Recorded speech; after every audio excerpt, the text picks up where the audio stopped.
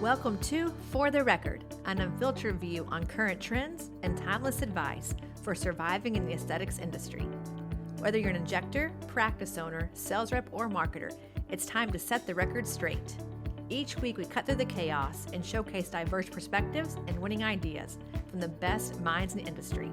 I'm your host, Dr. Tiffany Hall, Chief Growth Officer at Aesthetic Record. Now, let's get started on this week's episode. Hey guys, welcome back for another episode of For the Record. We're on episode 33 in season 2, and today we're going back to our entrepreneur roots. We've been talking about for the past few weeks business building, business formats, HR. We're going back to the roots of surviving in aesthetics today, and we have with us a very, very special guest. We have Sarah Berg, who owns a incredible beauty, wellness, sort of conglomerate, if you will, now, Bespoke Beauty, which is actually now Bespoke Beauty and Wellness in Montezuma, Montana. And she's been injecting, I think, since about 2016, had a long history in nursing, has made the decision recently to go into graduate school, which I know a thing or two about. So she's a busy, busy student, also building a big practice that has been open for about a year and has just quadrupled or, I don't know, exponentially grown in that year. She's also doing continuing education. She's training others. She's really kind of in all the places. And by the way, she's a straight shooter on Instagram. So if you want to hear about the industry, what's going wrong in the world, go to her Instagram and look her up because she tells it like it is. So Sarah, welcome to our show. We're so glad to have you. Hey, thanks so much, Tiffany. I'm really glad to be here. Very honored to be here. Well, I met you. You don't remember this at all. I met you at an AmSpa event. I worked for Galderma like 5 years ago, I don't know, a long time ago. You're with Josh Davis and you're with Sarah Hamilton, and I met you and I was like, I don't remember her name. And then sure enough, like a year later, you were like everywhere. And then you're everywhere even more now. So it's been a hot minute, sis. It's been a while. Yeah, it has. I actually do remember when you worked for Galderma. I remember those days. Yeah, feels like a lifetime ago. But you have done lots of things in your aesthetics career. I think you came from very medical into plastic surgery, took a baptism by fire, I'm sure, in plastic surgery, and now you've ended up here. So walk us through where this whole thing began and how you ended up on our doorstep as an aesthetics guru. Yeah, absolutely. So I will, again, going to be completely transparent. I never, ever thought I would be in this industry in my wildest dreams. I wanted to be a critical care nurse my whole entire life. And got into plastics when I was working in the greater Seattle area for a while. And I was a bone marrow transplant nurse for pediatrics actually at that time. And it was the most heartbreaking job I'd ever had in my life. And I couldn't do it anymore. So I walked away from hospitals completely, had some OR experience. So I was like, I'm going to go work for this plastic surgeon where they're happy and healthy patients that just want to look good. And then I just kind of, injecting fell into my lap. At the time, they had an injector at that plastic surgery practice, and she was going away on maternity leave. And they're like, hey, Sarah, you would be really good at injecting. You should inject. And at first I was like, yeah, no, thanks. I'm good. I like the OR. I'm good. And got into injecting, and I was doing the OR and injecting together and really loved caring for those patients and making them feel more confident and making them feel more beautiful. And so that's kind of how everything started. And then moved on to another plastic surgery practice in Bellevue, Washington, and stayed just as busy and got busier. And we were in the Seattle area at the time where my husband was going to school, and we decided to move back to Montana. And so I knew I would stay in aesthetics, but aesthetics was a different game in Montana. We're like 5 years behind every other state. And so I worked for one med spa in Missoula and kind of started getting these entrepreneurial ideas in my head going, I can do this myself. And so in 2019, I went off by myself and I started in one little room in a salon. And in 2020, I had outgrown that spot and I knew I had to expand. And so kind of took the leap in 2020, right in the middle of the pandemic, decided to build out a practice and started with 7 women. And now here it is 2022 and we have 13 women that work for me. So we've doubled in size in a year's time. And I feel super, super blessed. And from here, I don't know, the sky's the limit. We're gonna keep going with what we got going on. From here, world domination. No, I'm kidding. Okay, but let's rewind a step or 7. Who starts a practice with 7 people, Sarah? Like that's a pretty giant thing. I think about people who open med spas like a one person, one owner, one person doing all the work. You were able to get people, and this is a testament to you, to believe in what you were doing, to believe that you could make this thing a success. 7 people total to say, yes, Sarah, we're going to put our future in your hands. We believe in you this much. Take it and run. Like, how does a person do that? Like, that's incredible. Yeah, I mean, I've always been someone with really big vision, and clearly by, just the introduction that you gave, I am one of those people that thrives off of drinking out of the fire hose. That's just how I live life. I love that. I thrive off of that so much. I'm like, what's the next thing? Like, we're building, we're going together. So I just attracted a really big group of women that were like ready. Some had experience, some were brand new. And so we just kind of jumped into it. And when we first started, I had myself and my medical director, and my medical director injected. So there was two of us for injecting, and I was like, well, let's get like 2 or 3 estheticians. Let's get, a couple front desk girls. Let's get a manager, and let's see where this goes. And, I'm one of those people that I didn't worry that we were in the middle of a pandemic. I knew that aesthetics would survive because I like how my face looks when it's filled with Dysport. So, I mean, I knew other women would too. So I was not worried about that. And we've just gotten busier and busier. And now I think the last year I've really taken a turn to build the practice on the medical side. So we started the residency program, and I brought in 2 brand new nurses with no experience whatsoever. And I'm one of those people that I've learned from my past experiences. And like you said, I was baptized by fire, like many other injectors are. You're given like a quick 4-hour course, and you're like, okay, and now you can inject. And it's like, knowing what I knew then, I would have never done it. And so for me, I wanted to bring in 2 really well versed nurses with experience, and then train them very well in a slow manner where they could easily digest the information and become very competent and confident injectors over the slow period of time in a residency program where they felt safe, they felt nourished and taken care of by experienced injectors with myself and my medical director. So that's where we're at with that. Well, which brings me to, okay, this is totally random. So I give our guest guys like a list of questions before we go, but I'm going to go off the off the rails already.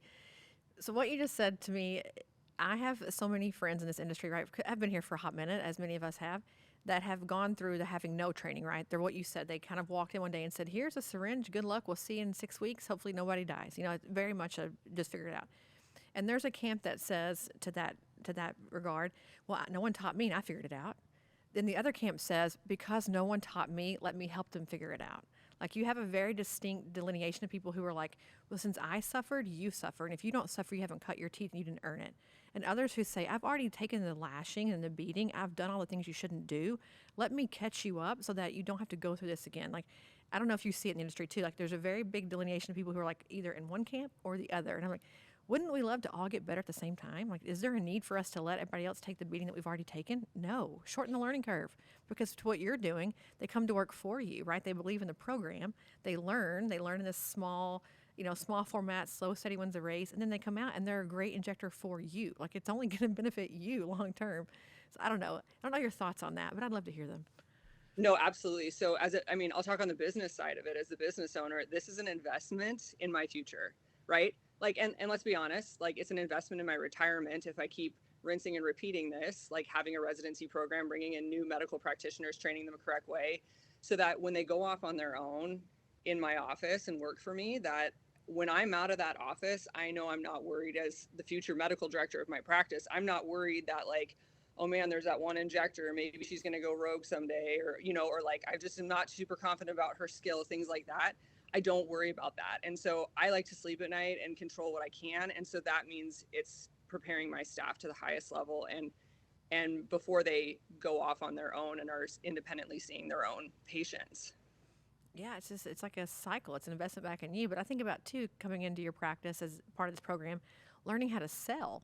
Because I had Yvonne DeLos on, who I'm sure you know. We talked about that people that come into her MAI program, it's like, the thing about injecting is like, it's medical. They understand that faster than how to sell and how to like almost retail their clients and do the consultation and convince them to buy things. Like, that part for them is what makes their mind just go, they just turn over. So do you find that to be the same thing for you, that's the hard part? It is. It's one of the most challenging parts of this job, because think about it. In no other area of medicine are we selling like this as the providers. And so for me, I've taken a lot of classes and read a lot of books about entrepreneurship and selling and all of that. And sale is based on emotion, right? And the emotion that we're dealing with in aesthetics is, what kind of result are you going to give me with my face? Because that's going to feed into the emotion that I'm looking for. That's how I'm going to feel when my face looks the way that I want it to look, right? So I always try to get the emotional part, in the sense of, I'm not trying to convince them or manipulate them, but I'm really speaking to that patient and like, what kind of pain is behind what you want to change in your face. And if we can get to that point and like make a connection as human beings, then a majority, I'd say probably 8 out of my 10 patients don't worry about price and selling, right? Because we're coming from an emotional position and we're really talking about like, listen, I'm here to be your provider for a long time and I'm here to take care of you. And, you know, you kind of pull that money part out. And I think a lot of patients get deterred in this industry because they're like, wow, I went to this practice and I felt like they were just trying to sell me on everything versus how can we get you from where you're at to the goals that you want? And that's where the real sell happens. So, and it's also, you do have to become comfortable selling. You flat out do. You just have to be comfortable with that. Yeah, we call that the epiphany bridge. That moment from where you would think you want it until you get it, like that emotional sort of transformation for patients. And I agree with you. We think about beauty salons. I say this all the time. Women love to go to the salon and talk to their hairstylist, right? We would sit in a chair. How are things going? We kind of shoot the shit, the whole thing, because they've invested in us emotionally. I'm like, do whatever you want to do. I want to sit here and keep being pampered and talked to. I feel like we've missed that in our industry. Like it's very, very medical and very serious. And don't get me wrong, I'm all on board with that. But there's also a part that is like kind of a therapist, or to what you're saying, to say, what is bothering you? Do I have a solution for you? And let me help show you how what I can offer you can help at least eliminate the burden or alleviate the pain or whatever it is that they're going through emotionally. I'm agree with that. Like we're missing the sensitivity chip sometimes in our industry. I love that part of this industry that we do get to see patients. We build relationships, right? And that's really where you get those loyal patients, is building relationships with them. And part of that too, part of like the whole, I think the success part of it and selling is some days you don't sell. Like I've had patients sit in my chair and we do have kind of a therapy session. I'm like, what's going on with you? You seem off today. Like there's something's going on. And I'm very direct with my patients in a kind manner. I'm like, you're not being yourself. And then they'll tell me like, oh, well, my mom is not doing well. She's in the ICU. I just spent the last 3 days there. I haven't slept, but I really need my lips done. I really need my tox. And I'll hold their hand and I go, you know what? We're not going to do anything today. Because emotionally, I just don't think this is a good place for you to be getting face altering procedures. You're stressed out. It's probably not good. I said, do you want me? I mean, we still have 45 minutes. Do you want me to get a cup of coffee and we'll sit down and we'll chat? Because I don't want to, just send you on your way. And so really, those are the patients that stay with me for life. And that's kind of the long-term sale, essentially, because you're building those relationships with those patients. And they'll never leave you for that. No, I think anytime you tell someone no, while it may hurt in a minute, they will come back to you because you were honest and you were like, no, this is what you need to do right now, and I'm not doing it for you. I think that's a lesson we all have to learn, especially as the industry is becoming so competitive, which you've spoken to a lot on your Instagram. It's so competitive. Everyone's going to get rich quick here. It's like a get rich quick scheme, which it is not. By the way, PSA guys, this is not a get rich quick scheme in aesthetics. It is hard freaking work. But to that point, as an entrepreneur, because you are relatively new and owning your own business, you've been outspoken about a lot of things. You like maxing out your credit cards and employees and tax forms, and your Instagram's cracked me up. But what are some of the things that if you're a person coming into this brand new, you'd say, guys, this is your watch out or hot button. Like keep your eyes open for this thing because you're not going to expect it to get you. Oh gosh, there's a lot. There's a lot of buttons. I think just in general, like learning the steep learning curve that comes with being an entrepreneur. Like there's a lot. I didn't go to business school. I didn't understand that. I guess it was just, I thought I was going to be successful quickly, but it was more so I didn't realize that there's taxes to pay, there's bills to pay, there's so much, and the markup on our product is really not that, like the margin's not that awesome. So it's not a get rich quick scheme. I love to use my Instagram as that platform to be real with people. It's not to discourage new providers to come to this industry, but it's like, you guys, this is what happens. And so I guess I would just say that, there's just a lot to learn, and take it with stride being an entrepreneur. Give yourself a lot of patience, give yourself a lot of grace, because there's just every day you're going to learn something new, and you can't get hard on yourself. You just go, okay, lesson learned. I might have lost some money here. Lesson learned. My feelings got hurt. It's business. It's not personal. So there's a lot of things that you just have to learn for yourself in this industry. And sometimes you learn the hard way, and sometimes you learn maybe that like you just kind of slid by and almost learned the hard way and didn't, things like that. You have like quick misses and stuff like that. So I would just say that there's a lot to learn as an entrepreneur.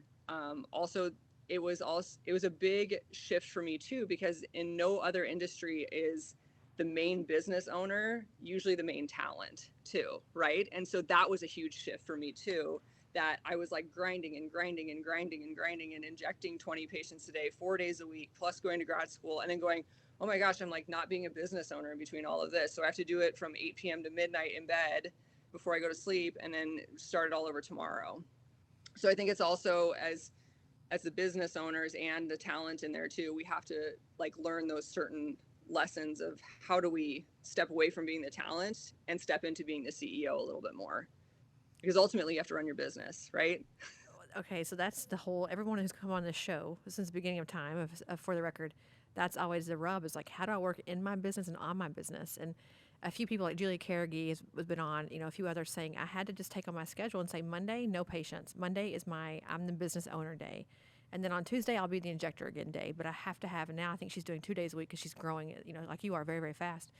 Of saying like on Monday, I don't want to deal with patients at all. I cannot do it because to your point, you have to have help, and you have to have it during business hours. That's the hard part. You can't do it at 8 to midnight because you got to call your accountant during business hours. You have to call, the tax employment office during business hours. I try to do the same thing. It's like, wait a minute, no one's open right now. It's midnight. So I think some of it, you're right. You have to rip the band-aid off and do it. But to that same point, you're also employing people. I think the other part about being an entrepreneur that's different is in our industry, many people start by themselves. Like I said, you started having other talents. So you're doing now payroll, you're doing taxes, you're doing who's selling what, you're doing coaching and feedback, I'm sure, you're doing performance reviews. Where does all that fit in to just becoming just a regular business owner with all the other HR on top of it? Yeah, so delegation I think has been a huge thing that's important for me. So it's interesting, before I went from being in a one-room salon to this bigger production with Bespoke Beauty, I made sure that I had a manager. And I made it very clear, because at the time I was still working as a contracted travel injector in California, because I did that for a short stint. And I sat down with her, and in her interview, I said, I'm going to be very clear. I need someone who understands what my next move is. And here's why: because I'm going to be gone at least twice a month in California working for 4 or 5 days in a row, and I need to make sure that the ship is run tight. So I delegated very clearly to her, and she's a fantastic manager, and your manager is your backbone. So huge on that. But the other thing is I had a patient that did bookkeeping part-time in town. And so I kind of like got the wheels turning and was like, hey, so when I move to my bigger place, would you be interested in doing some bookkeeping for me too, like payroll and taxes and like stuff I just don't understand right now? And I even asked her, I was like, hey, would you be willing to trade? Because I know you love getting your talks. I know you love getting your filler. Would you trade in the beginning? Because I knew that like maybe I couldn't afford to pay her a salary. And so I just felt like delegation of these things that I didn't understand. I'm not the type of person that's like, my pride is so big that I'm like, I can do bookkeeping, I can do managing, I can run the business. It's like, I don't understand that stuff. Like I'm good at injecting. I know that much. I'm good at having a big vision for my practice, but I need to delegate this stuff out. And delegation has been huge for the success of my practice. And so now my bookkeeper is nearly full-time for me, because we own 2 practices under one roof. And then my manager has been full-time since day one. And they are very valuable positions at my job, at my business. Well, they're in from the very beginning, right? They're in from the ground floor, which I think is also different because they're seeing it evolve, and they, I'm sure, have like a personal investment, emotionally into your success because they're on the journey with you. I think it's, people talk about retention being expensive. It's not just expensive because you have to retain and like rehire and retrain. It's also because the investment for them emotionally within your practice is, you got to start over again to have somebody fall in love with you and care about it like it's theirs, like it's their baby too. So kudos to you for having the same manager the whole time, like that you've, because that's not the thing here, right? Turnover in this industry is extraordinarily high. So they come and they go. But you mentioned having 2 practices under one roof. So I know you've had this big wellness sort of, not remodel, but you've added this wellness component to the practice. Walk us through what that looks like and how that decision came to be for you to start adding in more of the wellness treatments. Yeah, so the wellness really birthed between my medical director and myself. So my medical director was in internal medicine for like 6 years, and she was just getting so burnt out on the whole entire rat race of conventional medicine. And she started injecting a little bit more with us in 2020 when we moved to our big building. And then we just kind of both talked about it, that we shared a passion for functional medicine. And I also have this huge passion for marrying beauty inside the body and feeling good and being healthy and well, and then also the outside matching it. Because there really is no point if you have this gorgeous face and the inside is depressed and anxious and all kerfuffled and not feeling good. There's no point. And so she and I really just kind of put our heads together, and she's like, hey, want to open a functional medicine practice? And I was like, okay, sure, let's do it. And so really from there, I'm super passionate about marrying the two together and making sure that patients are, being seen for balancing their hormones and making sure that their guts are healthy and that they're feeling good, in addition to their faces looking beautiful. So it's turned into this really cool, this new way of aesthetics. And so I also, with, just Bespoke Beauty in general, I've always looked at it as a medical practice, and I've really emphasized that with all the employees. We're not a med spa. I've really kind of directed us to use the right verbiage of like, hey, we're medical aesthetics. This is a medical practice. We're very medically based. Even all of our facials have, very medical products that are going on your face. You're going to get a good result on your skin. So with that, I just think it made sense to marry a functional medicine practice with aesthetics together. And I would say it's been very, very successful with those patients who take advantage of both. Now, we have some patients that just do the functional medicine, and that's fine. And we eventually have the conversation about aesthetics, and vice versa. Like, we have some aesthetic patients, and I just look for those opportunities to talk to those aesthetic patients. So they, they'll tell me, oh my gosh, I'm so sorry. My face just looks so tired. I just need my tox. And I was like, yeah, but when was the last time you had your thyroid checked? Or when was the last time you had your hormones checked? Are you premenopausal? Are you menopausal? Like, and I always kind of like find that opportunity to open the door and say, well, we do hormone balancing in our office. We have Francine, who's our functional medicine practitioner. She'd be happy to see you for a consult and just at least talk about your options. So I always find the opportunity to really show patients that we have an option for both. You can feel really good on the inside and also look really good on the outside. And that's what optimizing your health is all about, right? I just think you nailed the entire industry in the next 5 years, like right there. I hope so. I believe it. I mean, I'm sure if you've ever heard anything I've ever done, I mention this in all my talks, everything I ever do. I believe it so wholeheartedly that the eventual outcome of aesthetics, number one, is medical aesthetics. To your point, not med spa. I think medical aesthetics as a word, as a vernacular, as a specialty will become a real thing very soon. At least God willing, I hope it does. But on top of that is thinking about, the vanity of our industry. We talk about this a lot too. All of us do. People think we're all vain and we're like, oh, my Botox, my wrinkles. But it's an emotional thing, right? For me, for sure. I just turned 39 yesterday. It's an emotional thing for me. I had a whole vial just poured on my face because I don't want to be old and I have to look young, right? That's our industry in general. I have to look young. But at the same time, I'm also now tracking my sleep. I have my little Oura ring on. I'm tracking my sleep, looking at, do I have restfulness? Because no matter how much Dysport I use, if I still am tired and haggard, you'll never cover it up. Like, it'll never be enough to look as good on the inside as you look on the outside, if that's the right way to say it. But I think as our industry grows and changes, all this regenerative medicine, these biofillers and things, we're all getting there. And whether you want to believe it or not, that is the future of this industry. And so you got to kind of get on board now because we're all going there.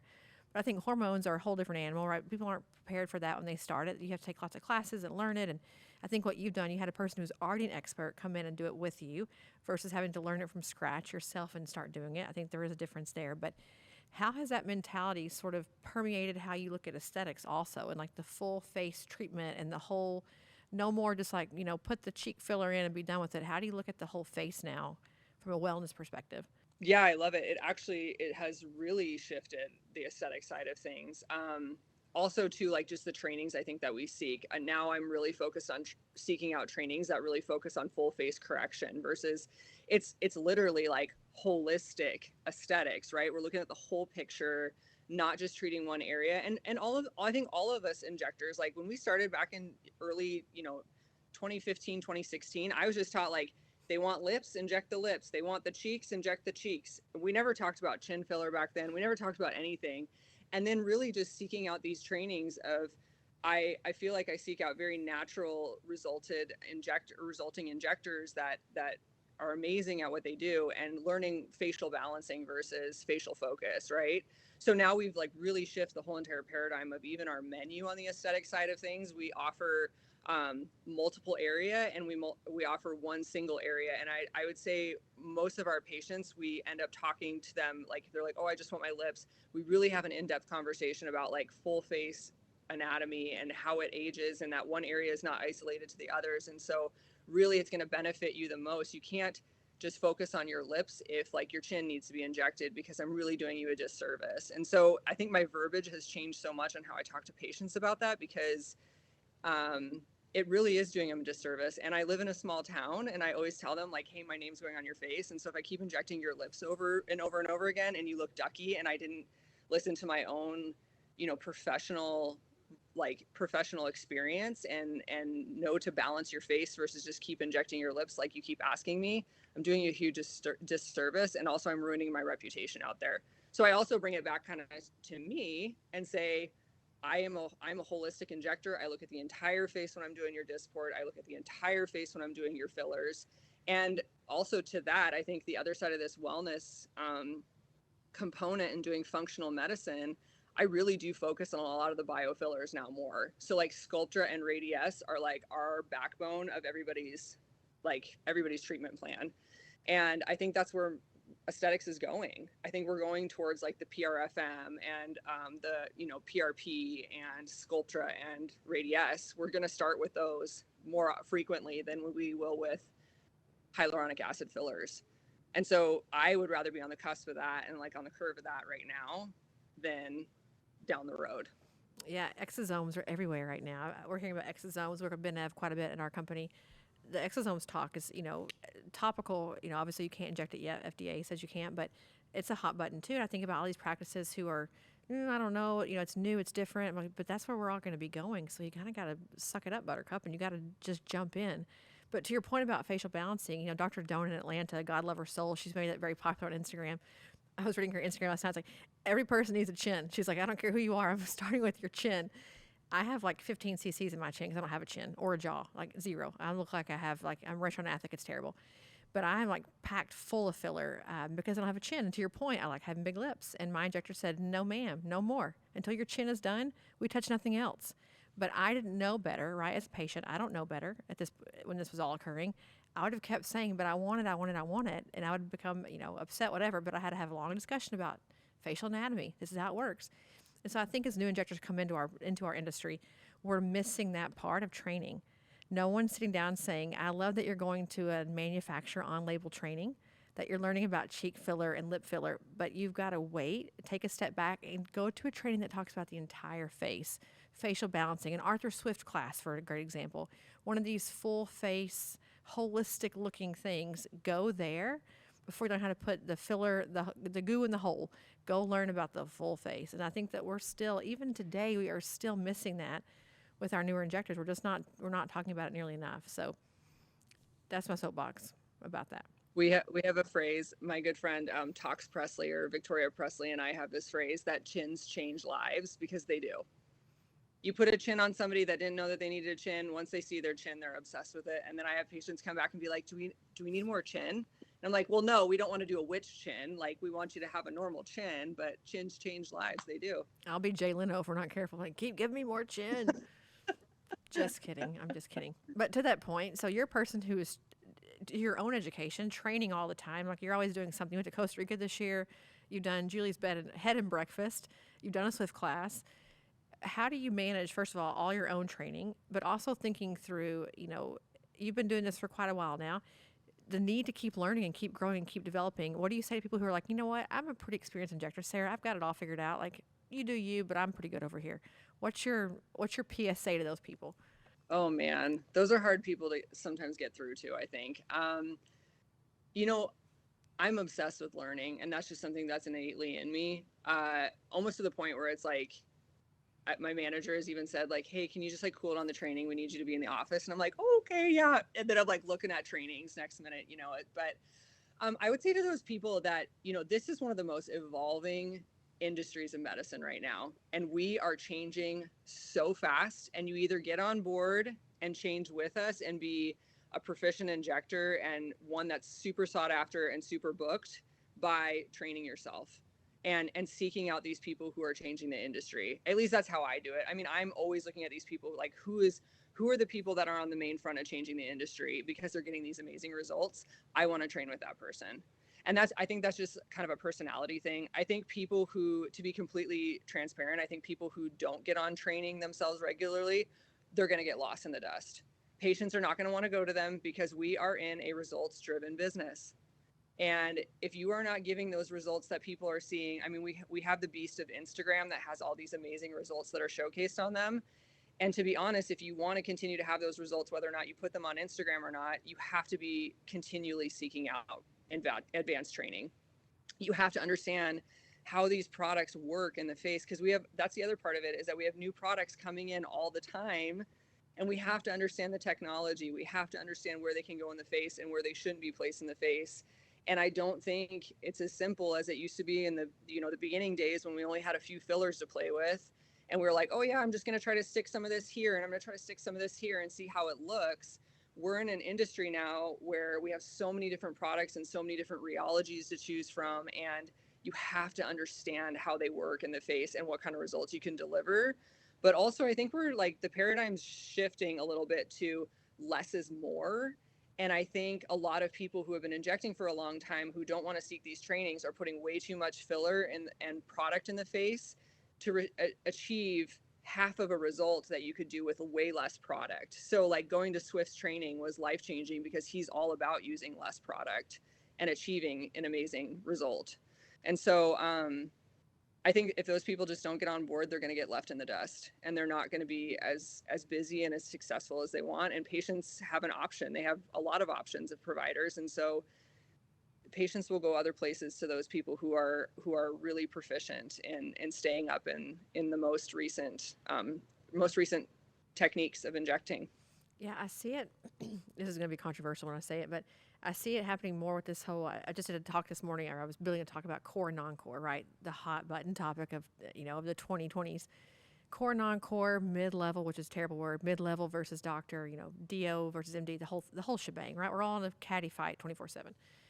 But I find that people who are injecting all day long, no matter what your specialty is, no matter what you do all day, no matter where you went to school, if you inject and you do treatments within aesthetics all day long, chances are you're going to be quite good at them over time, and would be a great person to learn from. I find that that's become a very hot button about, I don't want a nurse to train me. Or people say, I've been in core for 100 years. I'm a surgeon. I don't need to learn anymore. I'm the one that built all these things. Like, yeah, but you built a house in 1975. It's now 2022. Like, the house has changed. We've remodeled a few times. I think there is a paradigm shifting even now happening, where industry is saying, wait a minute, looking at our podium faculty, our peer-to-peer trainers, the folks who are going to carry our name out there, we're going to shift who's going to be the leaders of that, because we're going to go to people who are doing it every day. Clinical studies, different issue entirely. Research studies, all that's different. But our actual, like, carrying our name on their back, we're going to change who leads who carries the torch. I'm seeing that paradigm shifting in real time right now in a big way. So I don't know about your thoughts on that, but give us the real scoop on what you're seeing out there, what you're hearing. Yeah, I agree with you. I think we're gonna see a big shift in the culture, where aesthetics is gonna have all these like kind of unicorn people that just come out that are like, I've been injecting every single day. I have all these Patreon accounts that I follow. I seek out all these different trainings, and we're gonna shift more from like, well, what's your background?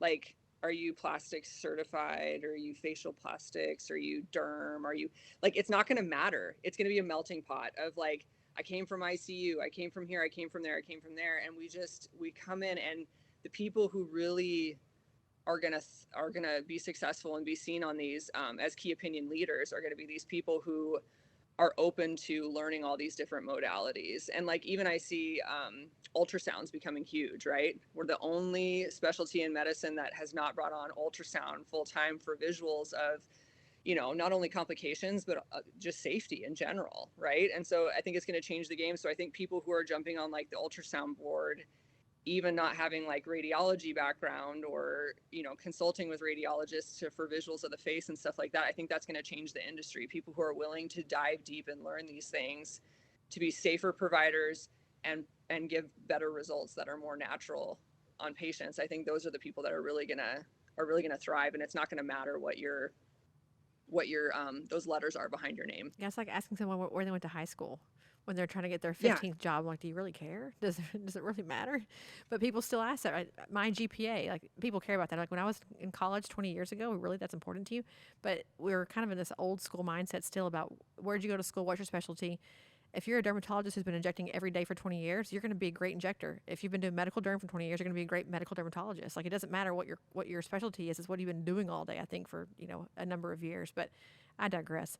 To your own employees who work with you and for you, how do you keep them up to date on trainings? They have a certain amount of trainings per year, a certain amount of CMEs to acquire under your direction. How do you make sure that they're as forward thinking as you are? I encourage it. I want them to be as passionate as I am about seeking, private trainings and all of that. So for my estheticians, there's not a lot of like continuing education for estheticians right now, especially medical estheticians. So again, I do the same model that I do for myself. I seek out these really amazing estheticians that I really admire, and I bring them into my office to train mine. So like we recently had Ashley Curtis in my office, and I have a couple other ones that are really good friends of mine on the gamut to come every quarter. I also offer to all my employees a training stipend. I go, here's your money to get trained on top of what I choose to send you to or choose to bring into the office. Here's your stipend. Go out and use it. Like, let's get you out there. Let's get you trained. If you ever see anything that's interesting, please bring it to my attention and we'll go. The other thing too is that all of my medical staff, I require them to go to a one cadaver course a year. Every single year of practice, you have to, because facial anatomy now is so important to understand, and it has completely changed how I inject. After cutting back and dissecting a head, makes such a big difference on how comfortable you feel with injecting. And especially, I think it just hones in those places. Every injector has those places on the face that they're like, I don't feel comfortable with the temple. And it's like, I feel like whenever you feel that way, you just don't understand it. And so really going to those, I loved going to Julie's head and breakfast, because we literally were sitting on her front porch, dissecting back faces, and her neighbors are like, half a mile away, and I'm like, well, hopefully they'll come over today. But it was such a great learning experience to sit out there with such an intimate group and someone so knowledgeable like Julie, that I can sit and ask any question possible about anatomy and really hone that in. So I really encourage with all my staff to continue to go to trainings. And then we also make it a goal to go to at least one or two really big conferences a year. So we always go to Aesthetic Next. That's always like number one on the gamut. And we were just today during our office meeting that we had this morning, but going to a big conference I think is very valuable as well, because I want all of my providers to network like I have. And those big events is where you really meet kind of like that group of colleagues that you can call on anytime. And so that's where I've met a lot of really good colleagues that have become my tribe, that I like, hey, I have a complication. Can you please help me? And that's really where I've built up a really good network of people to help me out. Well, you mentioned Aesthetic Next, and so part of you coming last year, you gave a talk in the esthetician track, because you were doing so much with estheticians. Like, you were talking about it all the time, about getting them trained and working with them, and you don't see that a lot. And I think about the estheticians that we had last year at our conference. What an underutilized group of experts. My goodness, they know everything about skin. Like, listening to them talk last year, like all the things that they know, and the chemistry and the science of skin is a prime example of, yeah, they're not a doctor, but you'd be hard pressed to find people who understand skin like Ashley Curtis does. Like, she's a freaking guru. Like, I'll put anybody against that girl. She's going to crush them like a bug, anybody. And you look at people like her, like they know so much. But you talked a lot about last year how you worked together as an injector and an esthetician to really build this holistic plan. And I think our industry has got to get there too. I think COVID taught us that skincare is a giant part of the practice, but doing it in a medical way, to your point, medical procedures that are skincare focused. Like, we haven't, I think we were on both ends. We haven't touched that yet. We haven't touched regenerative medicine and like biofiller yet. We've got two different areas to go to as an industry. But to that point, you're coming back again this year. People loved you, by the way. They raved about you, which we all knew they would. But to that point, so you've been speaking a lot. You've been doing conferences and seminars and symposiums. So how does that play into your day-to-day role as an entrepreneur, as a student, as a, all the things, as a wife, as a home builder? How do you manage the time to also go speak and share all of your knowledge? It's all about balance, but there is no such thing as like true balance. I'll be honest. Like, where one thing, where your focus has to go. What I found is if my focus has to really go into something. So like the focus for the last 3 years has been my graduate program. I mean, I had to pass my classes. I had to learn how to become a practitioner, all of that. So that took a little bit more of my focus than my business did. Well, now that I'm winding down with school, I'm able to kind of rebalance, and I've been stepping more into kind of the CEO position and a little bit less injecting in my office. But when these opportunities come up, I am so passionate about teaching. I'm so passionate about giving back to the industry.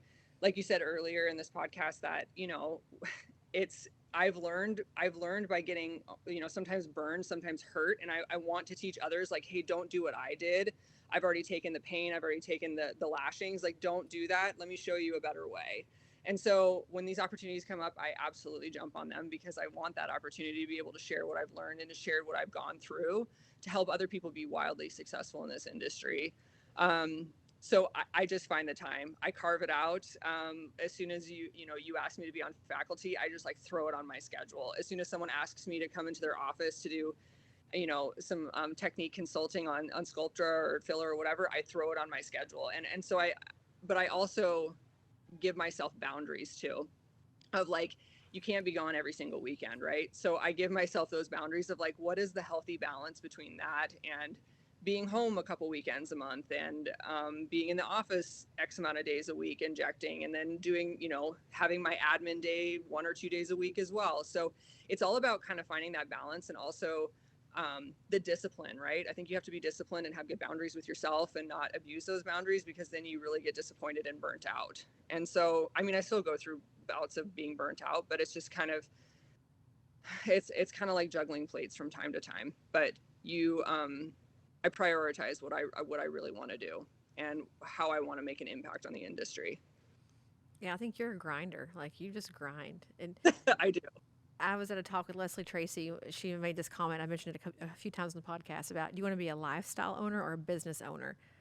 Because it's very different, right? Do you want to make enough money to have your Birkin bag, or do you want to build a retirement plan, like what you're saying, and a long-term goal of like practices and multiple injectors? And there's a difference. I think the grind is very different according to which one you want to be.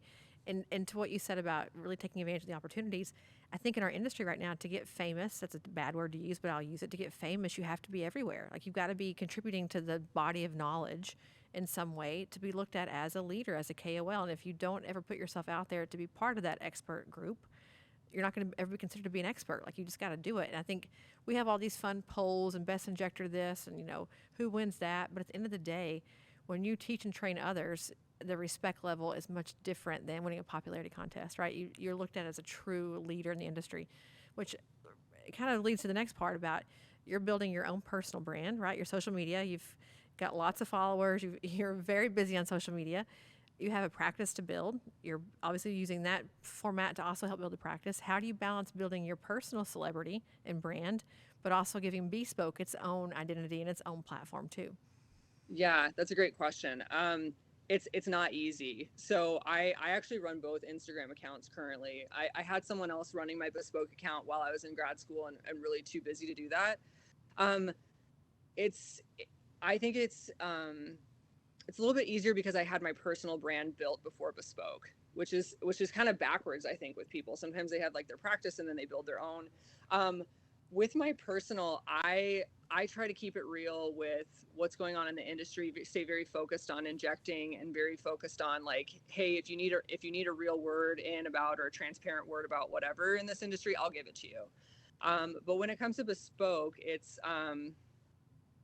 I really focus on kind of what kind of patients I want to attract to that, which may be different. Like, they may not, those patients that follow Bespoke on Instagram and Bespoke's branding may not be the branding that they want to follow me on, right?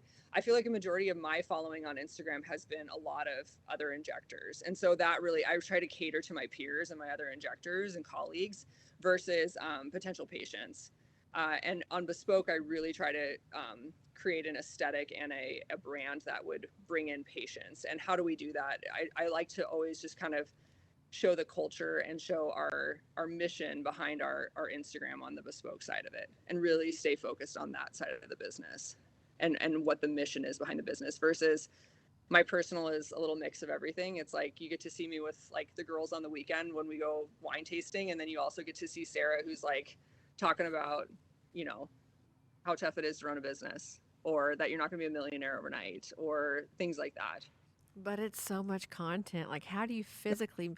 I run Aesthetic Records Instagram. I run all of our marketing at AR, which, by the way, I should be delegating, to use your word. I'm not very smart. But then my personal Instagram gets no love. Like, the fact it even still exists is shocking. I'm like, oh, I haven't been here in a few days. How do you manage the amount of content? Because I feel like that's the thing that people ask me a lot is, how do you make a great brand And identity wise, you've really set your identity, which is great, and also a great personal brand, and have the time to build all the freaking content. Like, do you reserve hours in your day for this, or do you do it like once a week, build all your posts, or how do you physically get it done? Yeah, so I've tried almost, I think, everything under the sun. Like I've done those planning apps where like I'll have, the posts ready to go, and then they get posted on their own from a computer, but then those get lost in the algorithm. So things like that. But as for Bespoke Beauty's Instagram, the business Instagram, I intentionally spend 8 a.m. between 8 a.m. and 9 a.m. a post has to be done. And so the week before, I'll just kind of sit down and write like 5 numbers. So I only post 5 times a week on that one. My personal Instagram, that one's been slow and steady to build. But the Bespoke Instagram, since we're still kind of building it and trying to, build traction and bring in more clients, I always try to make it educational. I try to do educational, personal touch of some kind. So like do like a staff highlight of some kind. The educational post will be on something like, this is a procedure that we offer, and here's what it is, and this is what happens. Or here's a product post, something talking about a product that we offer, a product that we really like, and here's why. And then like, a personal touch of some kind. So here's one of our staff members. This is a little bit about them personally. This is their experience. And then, any upcoming events. So I really try to give really good value and very heavy value on the business side of things. I'll be honest, as of lately, since I've been in grad school, my personal Instagram has just like, I just post when I feel like posting. And luckily, like I've slowly and steadily built that up. But when I was first starting, I was posting every day of the week, and I was posting before and afters all the time, and lots of education on products and my experience and things like that. And then kind of it slowly morphed to like, this is who I am as a person. And I like to go do fun photo shoots every once in a while, and here's some photo shoot pictures, and here are my dogs, and here's my husband, and and then every once in a while I'll throw a TikTok video on, although I don't really understand TikTok. I'm like so new to it, and don't ask me to do a TikTok dance because it won't happen like that. That'll be a weird day if I ever do. But I do think that TikTok is going to be, a huge part of building a social media platform as well. So I'm dabbling in it. Well, dabbling. I'm a voyeur. I don't do anything on TikTok, but I watch everyone. So I'm watching you. I'm stalking all of you. But I think you're right in the fact that it will become the biggest thing ever. And I am slow to roll. Like, I'm an early adopter of all things. Like, I had a BlackBerry before they were even a thing. Like, I'm, even back in the old days, early adopter. I cannot get on board with TikTok. I can't figure out what to say for 3 minutes. Like, that's a long time. That's a long time to have content up. We record videos here for hours and hours. I can talk on videos forever, but TikTok, all the dancing and all the fun things and all the voiceover, it's not my wheelhouse. Like, it's not how I communicate. And so I'm having a really hard time with it. So when you crack that nut, you let me, you call me, let me know. But I'll let you know. But Sarah, you're probably, being famous is hard. Like, you're having to do all the things. And I'd say that jokingly, but not really. Because in our industry, fame here is a different, it's not like famous like Beyonce, but for here it is like a Beyonce, right? For aesthetics. And you're having to balance all of that. And so as I think about that, you mentioned on Instagram a few weeks ago on a post, or it could have even been longer, about, patients get to pick their practice, but also the practice gets to pick their patients. And I love that because I think people want to come to you because they see on Instagram, they're like, oh, I love this place. It looks so great. But do you really want them at your practice? Like, your Instagram is so good, they all want to come, but do you want them all to come? So how do you, as a practice, sort of dictate how you go to market and engage with people and kind of fire the ones you don't want so that your brand does stay true and holistic and all the things that, that you're really personally invested in? It's a sensitive point, I think, for a lot of injectors. When I posted that, I actually got a lot of feedback from injectors being like, oh my God, you're going to lose so much money. Like, I can't believe you would say that. I even had some patients say that, being like, wow, that's like kind of pompous of you. And it's like, listen, it's not, I never say things from that perspective. I say it from the perspective of like kindness, but like, this is a two-way street, and I'm about to do face-altering things for you that most of the time they go correctly and they go as planned, but sometimes they don't. But if they don't, like, I really need you to be on board and trust me. And we have to be able to have a trusting relationship, but open conversations and be transparent with each other. And so for me, I really feel patients out during a consult. I really do. I ask them, like the generic things like, what are your goals, all of this and all of that. But if they say certain things, I try to dig deeper. If they say things that kind of give a red flag in my head, like, I've gone to every injector in town and I've never been happy, my response every single time, Tiffany, is, well, what makes me any different that I'm going to make you happy? because no one in town has made you happy. There's some amazing injectors in this town that I would even send my mom to. And if they haven't made you happy, then why would I make you happy? And they're like, well, because you're the best and you have this huge Instagram following. I go, that doesn't mean I'm going to make you happy. And I tell them from a place of kindness, like, hey, listen, I don't see that our aesthetic aligns or our goals align, and I can't make you happy, or it sounds like your expectations a little too high from what I know I can achieve professionally from the skill level that I have. And so I do set that with patients. I say, sometimes it's not a good fit and I don't have to treat you. These aren't life-saving procedures. And so I really want you to find someone that you jive well with, that also like feels comfortable both ways. Like your provider feels comfortable with you and you feel comfortable with them. I'm going to be straightforward with you. I don't feel totally comfortable based off of this, and this. And I think that you should seek another opinion. And most of the time they don't come back to my office after I tell them that. Now, sometimes you have to be a little bit more transparent with them and say, flat out, I don't want to treat you. I don't think this is an appropriate, relationship to have based off of these things, and these reasons, or you just don't give them a reason. You just say, I just don't think that I'm the right provider for you. I know not all providers are like that in this industry. And I like to sleep at night. I don't like to treat a patient and then go home and go, oh my gosh, they're going to come back so unhappy. This is not going to be fun. I don't want to see them at their follow-up. And then I just have this knot in my stomach for 2 weeks until I see them at their follow-up. And 9 out of 10 times my gut feeling was right. So if I kind of go off that gut feeling. I go off of like, hey, if you ever are feeling just weird in your gut, don't treat them. And I teach my nurses that. I say, you don't have to treat everybody. You don't have to. You want those quality. It's better to have a smaller group of patients that are quality, that trust you, that love you, and versus so many patients where you have these patients that when they come in, every time they're unhappy, or you can't make them happy, or they set these unrealistic expectations, or they're taking the driving, they're taking the steering wheel and driving the treatment plan. They're not trusting that you're the medical professional that's trained. I think that's the byproduct of Instagram. People forget about is like you're going to get, when you put your name out there and you grow a following, and you don't get to pick who those people are. And so I have many friends like Instagram has been my best and my worst nightmare because I'm getting all the people who many of them I don't want because I'm, their last resort to what you said. I'm the last person that they're going to try before they just give up because no one can make them happy. And to your point, who else is going to make you happy? Nobody. Like, move on. You got to fix you first, right? It's a you issue, not a me issue. But I think people don't discuss that enough. Of like at some point, like you said before, my name is on you. You're out in a small town. So if I decide to treat you and you're not my motif, if you will, my aesthetic, if you will, then that's still got my name on it. No matter if I thought you were crazy or not, my name is still on it. Like, and then it's too late to pull it back. So I think, you're also obviously very busy, and practices who aren't busy yet are trying to get whatever they can in the door to make money, to become a viable practice. And I get that you got to make revenue. But you also have to decide today as a new practice owner, whoever you are on day one, who you want to be when you grow up. And you got to kind of stick with it. And you mentioned mission and vision before, really living out your vision statement, your mission statement. I think you have to know that. When you open the doors to your practice and hang your shingle, you have to know who you want to be, or else all that stuff gets in the way. And then you look up in 2 years, it's like, wait a minute, this is not what I wanted to build at all. It's something totally different because you couldn't stick to your gun. So I think there is a part of the Instagram celebrityness that makes it hard to stick to your guns many times, and hard to turn down the business because you're like, oh my gosh, I've turned down 6 patients this week. Yeah, but that's 6 reasons you wouldn't have slept last night, right? You wouldn't have had a good outcome, or you'd had a knot in your stomach for 2 weeks. So I think it's a good and a bad. You got to kind of weigh your options there. But that's 6 potential 1-star reviews on Google, right? So like really pick your patients carefully, because again, another part of this industry is so hard is like you could give a patient a really great result, but they hate their result and you think it's a great result. They can still go out and write a 1-star review. And then you're like, crap, like I should have never touched that patient. I want to try to avoid that scenario as much as I can. I never want to be like, crap, I should have never touched their face. I should have never touched their face. I hate that feeling. It's just the worst feeling in the world. I'd rather just be not as busy. That's where I think having before and afters online is so important. Like, this is what my work looks like. This is what I do. And if you want some ridiculous giant lip or big cheek or whatever it is that you think you want, if it's not in these pictures, chances are I don't do that.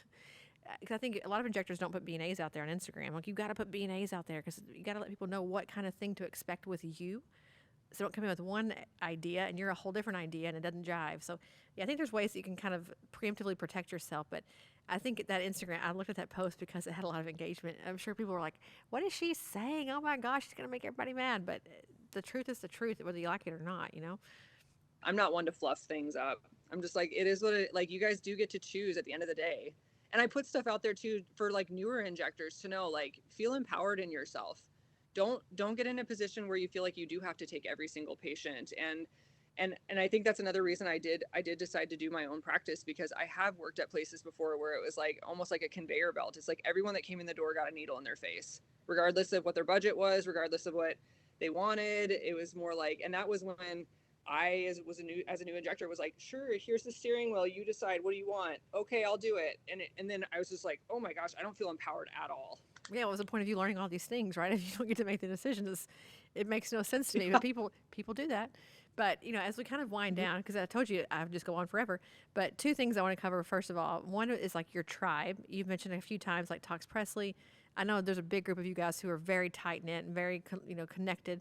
How did you find your tribe, number one, and what is the benefit for you thinking about, along this journey of chaos that we're all living here, having those friends with you who want the best interest for you? Because I think a lot of people can't find their tribe. They're desperately searching for one, and they can't find people anywhere who kind of believe with them and are on the journey with them. So number one thing I tell, because I have people reach out to me all the time, and they're like, they say the same thing. How'd you find your tribe? Like, how do you have all these really great friends in the industry? And I think part of it was when I started 2015, 2016, like not a lot of people had Instagram. So it's like kind of as like I found like Talks Josh on Instagram, like we became friends. I think he was the first person in the world who introduced me to like Mizzy Cosmetics, and he sent me some. And so like I still remember that bond of like, wow, this guy's like really nice. He seems great. So it was just organic. Every single tribe member that I've met has been organic. And so I have lots of different people that I've met who have become my big tribe. And a lot of them have been at these various training opportunities that I've had throughout my life. So I have a great group of girls or gals that I met down in Costa Rica.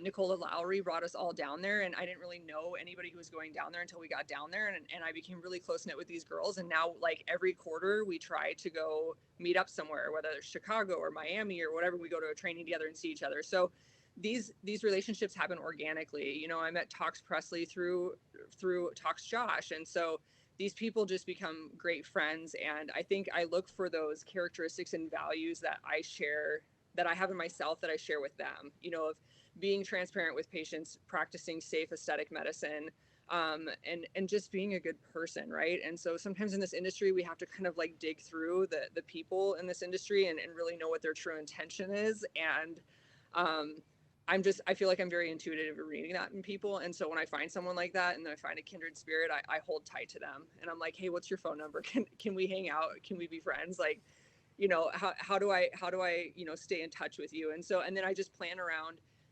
when I go to things like Aesthetic Next, I text the people that I know would probably be there. And I'm like, hey, let's get dinner while we're here. So I always make sure that I'm connecting with them too, on that level of like, we get to see each other, we get to connect a couple times a year, but also we stay in touch as well. So I tell people, don't get discouraged, just let them organically happen, but find those people that you align with morals and values and your intention in this industry, and it will organically happen.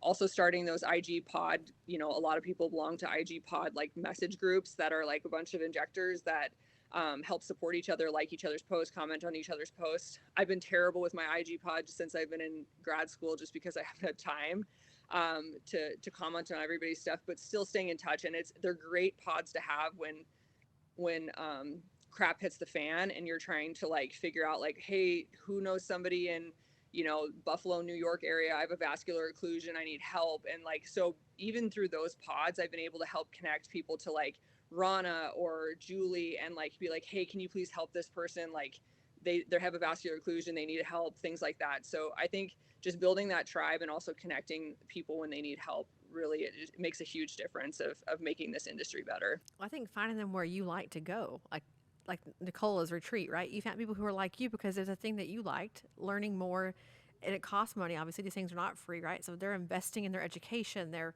front and center in these exclusive events. Like they're doing the things that you're doing. So chances are you have some sort of a kindred spirit, at some level together.